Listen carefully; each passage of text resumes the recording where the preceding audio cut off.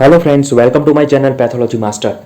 Myself Dr. Parth Goswami, I am the consultant pathologist and today I will cover proto-oncogenes and the cancer formation.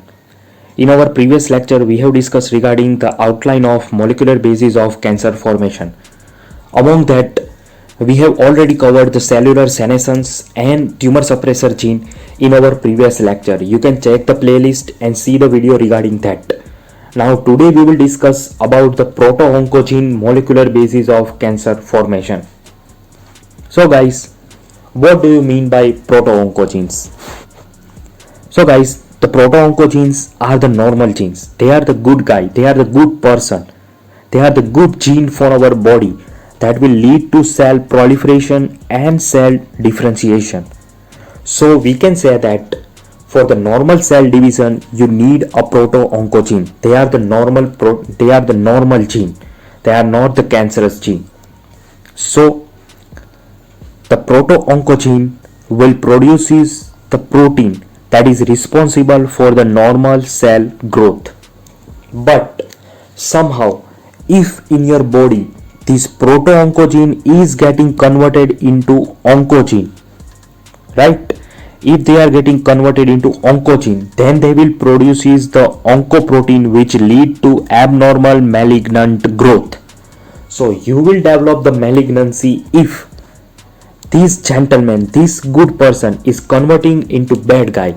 Means I can say that if your proto-oncogene is getting converted into oncogene, then you will develop the cancer. So that is the main molecular basis of cancer formation. If it is getting converted into bad guy, so this is the oncogene, right? All right.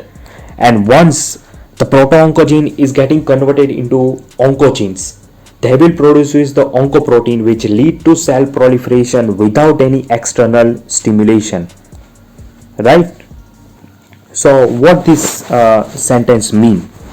See guys, suppose you have the growth factor in your body, right? Over the cell membrane you have the growth factor receptor. Now this growth factor will bind to this receptor and will lead to growth stimulation. But this happen only when this growth signal will delivered only when this growth factor bind to the growth factor receptor. So you need a signal. But what happen in the cancer? In the cancer you will not have any external signal and the cell will continuously proliferate without any external stimulation. Now you might have questioned that why the proto-oncogene is getting converted into cancer producing oncogene. Why such conversion happen? So such conversion into the oncogene can happen because of 5 process, because of 5 genetic modification. The first one is amplification. Second one is it can be because of gene mutation. Third one is it can be because of chromosomal translocation. It can be due to deletion or there can be overexpression of the gene. So these 5 process can convert the good guy, that is the good proto-oncogene, into the bad cancer producing oncogene. They can convert the proto-oncogene into oncogene. So these are the 5 basic process, genetic modifications. And because of these 5 process, the cancer will develop. Alright. So guys, this is the diagram showing you the proto-oncogene axons. So this particular diagram is prepared by me and it will be easy to understand this lecture if you can understand this diagram. So guys, first of all,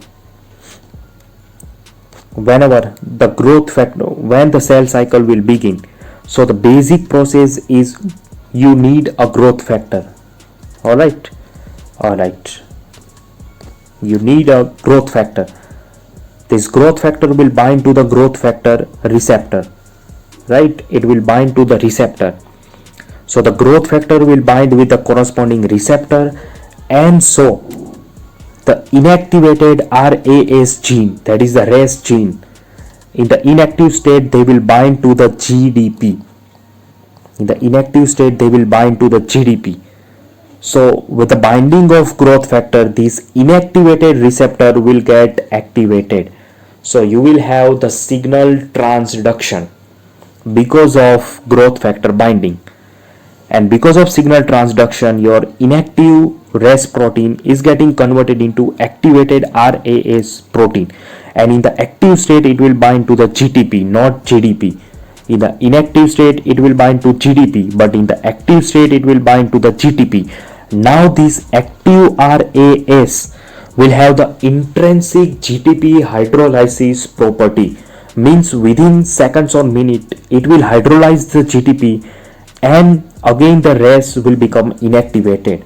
So this is the normal pathway, and once the RAS is getting activated with the 2 pathway, it can send the signal for the nuclear transcription, and these 2 pathway for sending the signal for the nuclear transcription is RAF MAP kinase pathway, or it can be due to PI3 kinase pathway.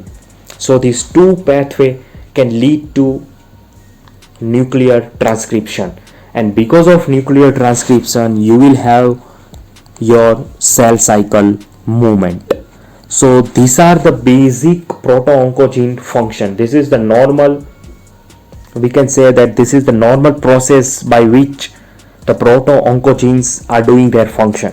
So we can say that basically there are 5 groups of proto-oncogenes that are involved in the cell proliferation and differentiation.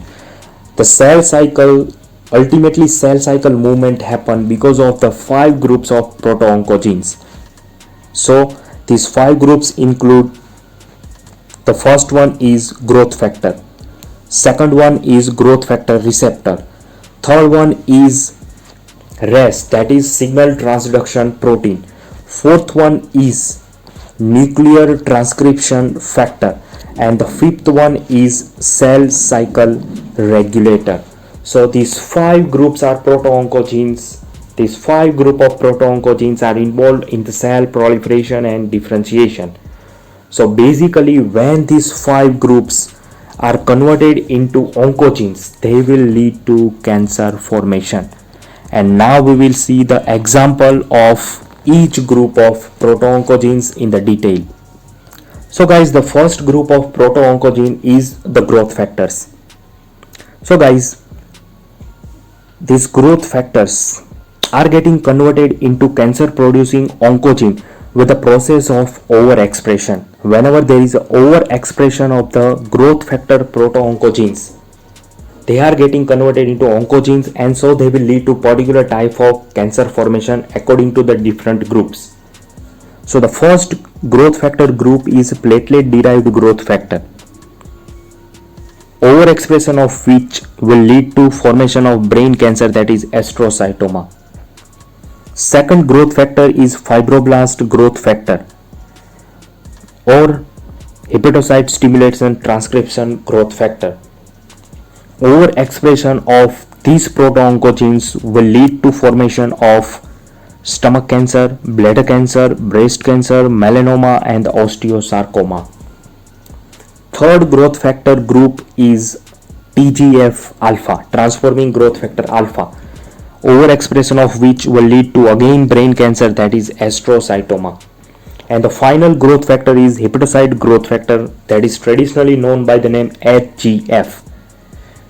Overexpression of HGF will lead to conversion of HGF into oncogene, and they will lead to formation of thyroid cancer and hepatocellular carcinoma. So these are the 4 basic growth factors which can get converted into oncogene, and so cancer can develop. Alright. Second group of proto-oncogene is growth factor receptors. You know that growth factor bind to the growth factor receptors. So the second group is growth factor receptor. Okay. Alright. The first growth factor receptor family is ERBB1, that is OB1. Second one is ERBB2. So with the process of mutation, this ERB1 can get converted into oncogene, and they will lead to formation of adenocarcinoma of the lung. The ERB2 amplification lead to formation of breast cancer. Alright. Second growth factor receptor is FLT3.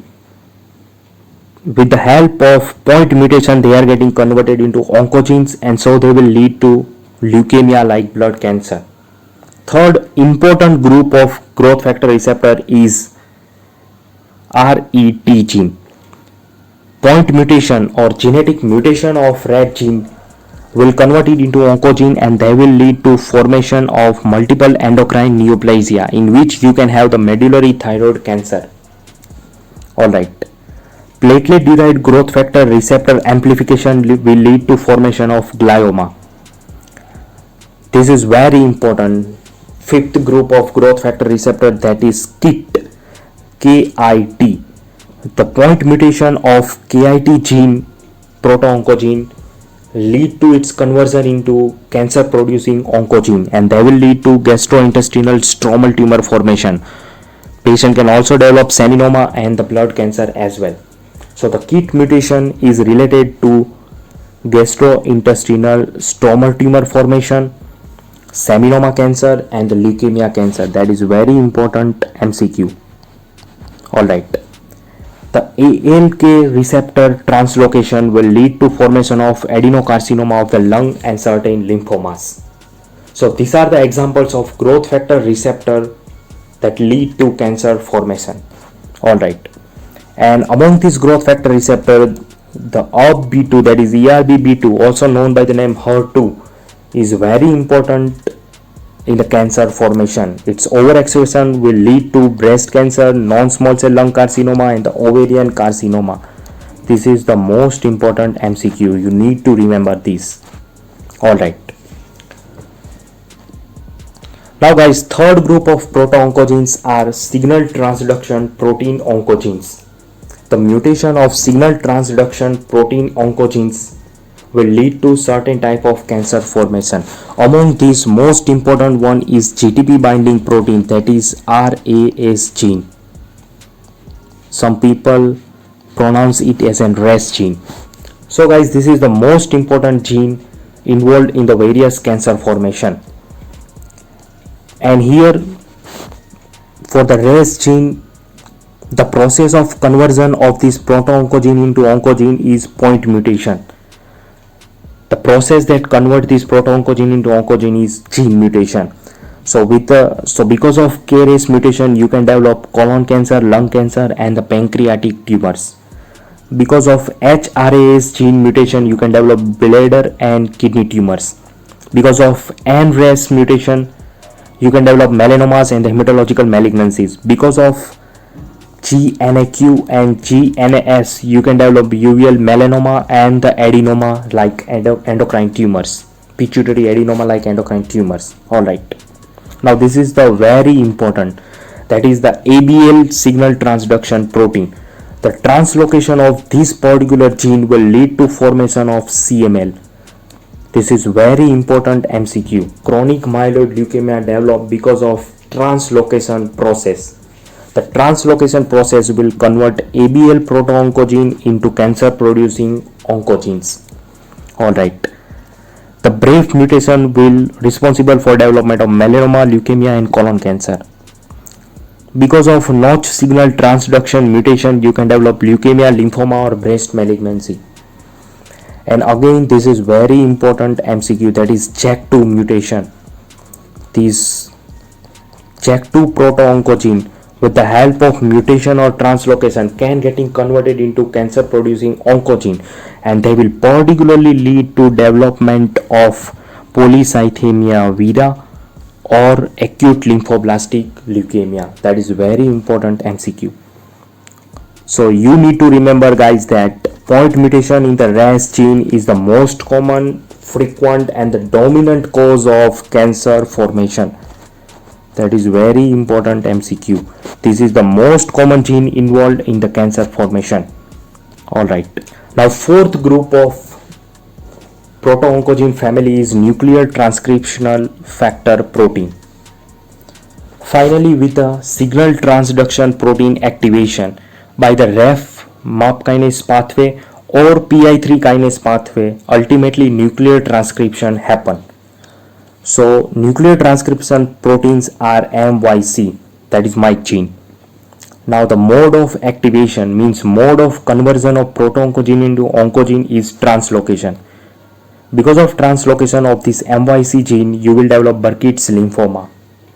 and because of amplification of second group of nuclear transcription protein, that is NMYC, you will develop neuroblastoma. So these two tumors are particular classical prototypic example of nuclear transcription factor protein mutation, that is Burkitt lymphoma and the neuroblastoma. They are the example of nuclear transcription factor protein induced cancer. Alright. The fifth group of proto-oncogene is cell cycle regulator.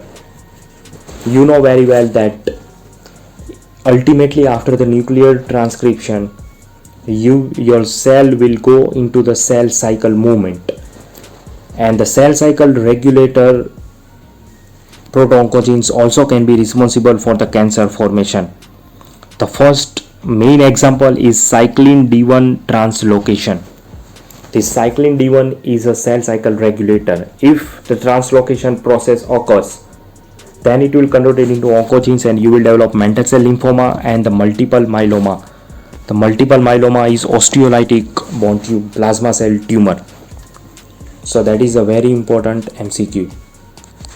And second cell cycle regulator is CDK4, over amplification or mutation of which will lead to severe degree of brain tumor, that is glioblastoma, or you can develop skin cancer, that is melanoma, or you can develop the mesenchymal sarcoma. So these are the example of cell cycle regulator induced cancer formation. Alright. Now this particular diagram is showing you the example of how the CML cancer will develop. So this is the example of signal transduction protein induced cancer formation. We have already discussed that over the chromosome number 9 you have the ABL proto-oncogenes. Now if translocation occurs, translocation means the particular portion of chromosome is transferred over the another chromosome. So if the portion of the 9th chromosome is transferred over the 22nd number of chromosome over the BCR gene, then you will develop chronic myeloid leukemia blood cancer. So we can say that chronic myeloid leukemia blood cancer will develop because of BCR ABL gene translocation. That is very important MCQ. Alright. See guys, now we will see some of the MCQs related to our today's topic of discussion. So first MCQ is, which of the following is a tumor suppressor gene? So obviously our answer should be P53, but here the RB gene option is also given. So our right answer is both of above. Second MCQ. The 58-year male is having the hepatosplenomegaly and the peripheral blood smear showing the total WBC count of 1.4 lakh. Peripheral smear showing myelocyte bulge of 47%. Which gene could have been mutated in this condition? Obviously, you have the 1.4 lakh count and hepatosplenomegaly, so it's a blood cancer. And in the peripheral smear, you have the mainly myelocyte bulge. So whenever the blast cells are less and the patient is old age and you have the premature cells, particularly myelocytic cells, then it could be CML. So the patient is having chronic myeloid leukemia, and in the CML we can have ABL gene translocation. So our answer would be ABL translocation. Okay, third MCQ. Which is the most common proto-oncogene responsible for the cancer development? So as we have discussed, the most common proto-oncogene responsible for the cancer is RAS proto-oncogene. Okay. Fourth MCQ is, patient is having the dizziness and the skin rash. The complete blood count is showing the hemoglobin level 21.5 gram. Bone marrow was done, which shows the myeloproliferative neoplasm and especially having the erythroid hyperplasia. Which gene mutation study would have been positive in such patient? So guys, you have the 21.5 gram hemoglobin, and in the bone marrow you have the myeloproliferation, especially you have the more red blood cells, you have the erythroid hyperplasia. So this is a case of polycythemia vera, and in the polycythemia vera you can have JAK2 gene mutation. So our answer would be JAK2 mutation. If you screen for the JAK2, then it would have become positive. So our answer is JAK2. So guys, again I am summarizing the proto-oncogenes. These proto-oncogenes are the good genes. They are the good guy. They are normally responsible for the cell proliferation and differentiation. So proto-oncogene will lead to normal cell growth, but in the certain scenario it can get converted into oncogenes, and so they can produce is the cancer. So which are these processes that convert the good proto-oncogenes into the bad oncogenes that will lead to cancer formation? So these five processes are gene amplification, mutation, chromosomal translocation, deletion, and the overexpression. And this is the diagram showing the function of proto-oncogene. The first proto-oncogene is growth factor that will bind to the growth factor receptor. That is the second proto-oncogenes. And with the binding of the receptor, they will activate the RAS signal transduction protein, which is the third proto-oncogenes. And on activation with these two pathway, it can lead to nuclear transcription. So nuclear transcriptional proteins are the fourth group of proto-oncogenes. And the fifth one is cell cycle movement. That is the cell cycle regulators, cyclins. They are the fifth group of proto-oncogenes. So these five are the basic groups of proto-oncogene that can be involved in the cell proliferation and differentiation. And with the mentioned five process, it can get converted into cancer producing oncogenes, among which the common one is RAS gene mutation. So guys, this is all about the proto-oncogenes. Hope you can understand the proto-oncogenes in the detail. So you can understand that how proto-oncogenes is responsible for the cancer formation. So we have discussed the proto-oncogene induced molecular basis of cancer formation. So guys, this is all about our today's topic of discussion. If you like my video, then please like, share and subscribe my channel, and don't forget to press the bell icon so that you can get notified whenever I'm posting the new videos. Okay, thank you very much. See you soon in the next video. Till then, take care and bye bye.